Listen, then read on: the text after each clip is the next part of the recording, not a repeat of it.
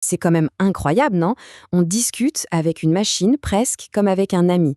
C'est devenu tellement banal qu'on n'y pense même plus. Mais comment ça marche au fond? Comment une IA fait-elle pour piger toutes les finesses de notre langue? Allez, c'est ce qu'on va décortiquer ensemble, on va soulever le capot et regarder ce qui se passe à l'intérieur.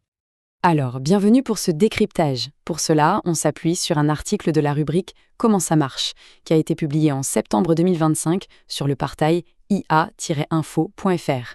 C'est un article de Didier Taormina. Et voilà, on est pile au cœur du sujet. On tape une question et hop, la réponse arrive, fluide, naturelle. Ça a l'air si simple, si évident. Mais en réalité, comme le dit l'article, ce qui se cache derrière, c'est une architecture technique d'une complexité folle. Une véritable prouesse en fait. Donc oui, la magie du dialogue. On a vraiment cette sensation, parfois, d'être face à un tour de passe-passe. Comment une machine peut-elle capter l'ironie, le sous-entendu, bref, tout ce qui fait la richesse d'une conversation? Eh bien, accrochez-vous parce qu'on va dévoiler les trucs de l'illusionniste. Parce qu'en réalité, bien sûr, ce n'est pas de la magie, c'est de la science. Tout ça, c'est le résultat d'avancées spectaculaires dans un domaine bien précis, le traitement automatique du langage. C'est le nom de la discipline qui permet à une IA de comprendre et de parler notre langue. Ok, alors quel est le secret? Par où est-ce qu'on commence? Eh bien, tout part de l'ingrédient de base, la matière première, le carburant de l'IA, les données. Sans ça, un modèle d'IA, ce n'est rien, c'est une coquille vide. Et quand on parle de données, il faut bien mesurer l'échelle. On ne parle pas de quelques milliers de textes. On parle de milliards, des milliards de phrases. C'est une quantité astronomique. Le modèle n'apprend pas en lisant quelques livres, il ingurgite une bonne partie de tout ce qui a été écrit et numérisé. C'est ce volume absolument colossal qui lui permet de s'imprégner des structures profondes du langage.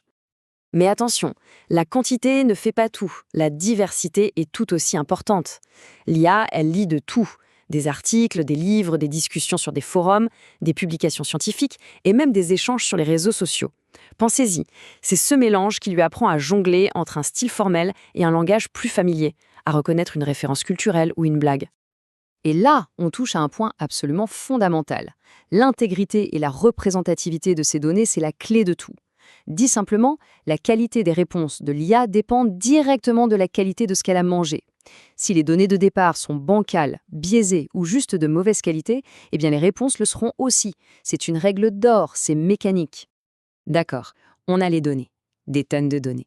Mais maintenant, comment on passe de ce tas de textes bruts à une vraie capacité de dialogue?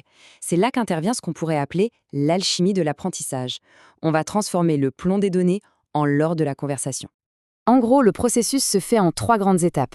Premièrement, la collecte des données, ça on l'a vu. Deuxièmement, la phase la plus importante, l'entraînement du modèle grâce à ce qu'on appelle des réseaux de neurones. Et enfin, une 3e étape cruciale, le perfectionnement, l'ajustement, grâce au retour des humains. Alors, les réseaux de neurones artificiels, c'est vraiment le moteur de la machine. Pour se faire une image, il faut voir ça comme un système ultra complexe qui va scanner toutes les données pour trouver des motifs, des régularités, des connexions.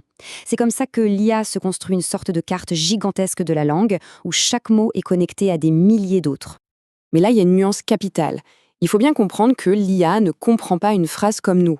Elle n'a pas de conscience, elle ne pense pas. Son but, c'est purement mathématique. Elle calcule la suite de mots la plus probable pour former une réponse qui ait l'air cohérente. C'est une optimisation de la vraisemblance, pas une réelle compréhension. Et c'est justement cette différence fondamentale qui nous amène aux limites de la machine. Parce que si elle ne fait que calculer des probabilités à partir de ce qu'elle a appris, eh bien, elle est prisonnière de ces données. Et c'est là qu'on commence à voir apparaître le fantôme dans l'algorithme. Et la question qui se pose, elle est inévitable. Une IA peut-elle vraiment être neutre? La réponse logique est non. Si un modèle apprend à partir de milliards de textes écrits par des humains, il va forcément apprendre aussi tous nos biais, nos préjugés, nos stéréotypes. C'est mathématique. Le risque, il est là et il est sérieux. C'est celui d'amplifier ou de perpétuer des préjugés humains, parfois même les plus extrêmes. Si un stéréotype est très présent sur Internet, l'IA va l'apprendre et le considérer comme une vérité statistique. C'est un vrai danger inhérent à cette technologie. Ce tableau résume parfaitement le fossé qui nous sépare. Pour nous, les humains, il y a le sens, le contexte, l'intention derrière les mots. Pour l'IA, il y a un calcul de probabilité, une recherche de vraisemblance et des corrélations statistiques. Ce sont vraiment 2 mondes différents. Pour résumer, en fait, il manque à l'IA tout ce qui fait notre humanité. Elle ne possède ni conscience, ni intention, ni aucune forme de raisonnement autonome. Elle ne sait que ce qu'on lui a appris, rien de plus. Alors, face à ces limites, le grand défi, c'est celui de la confiance. Comment faire pour que ces outils soient fiables et bénéfiques? La clé, c'est la vigilance et une responsabilité qui doit être partagée par tout le monde. Pour une utilisation responsable, surtout dans des secteurs critiques comme la santé ou l'éducation, il y a 3 piliers incontournables. Il faut de la transparence pour savoir sur quelles données l'IA a été entraînée. Il faut de l'explicabilité pour comprendre pourquoi elle donne telle ou telle réponse. Et enfin, il faut de la responsabilité pour savoir qui est en charge quand les choses tournent mal. Finalement, on revient à cette idée d'alchimie. Une alchimie complexe entre, d'un côté, l'ampleur des données et la puissance des algorithmes, et de l'autre, l'intelligence collective humaine. C'est nous, les humains, qui devons guider, superviser et corriger la machine en permanence. Et ça nous laisse avec la grande question, celle qui va nous occuper pendant des années. La machine dialogue, oui, mais qui est responsable de ces mots? Le développeur, l'entreprise qui la déploie, l'utilisateur? C'est un immense débat de société qui ne fait que commencer. Voilà pour ce tour d'horizon. Si le sujet intéresse, pour creuser davantage, n'hésitez pas à retrouver toute l'actualité autour de l'intelligence artificielle sur le portail ia-info.fr. Merci beaucoup pour l'écoute.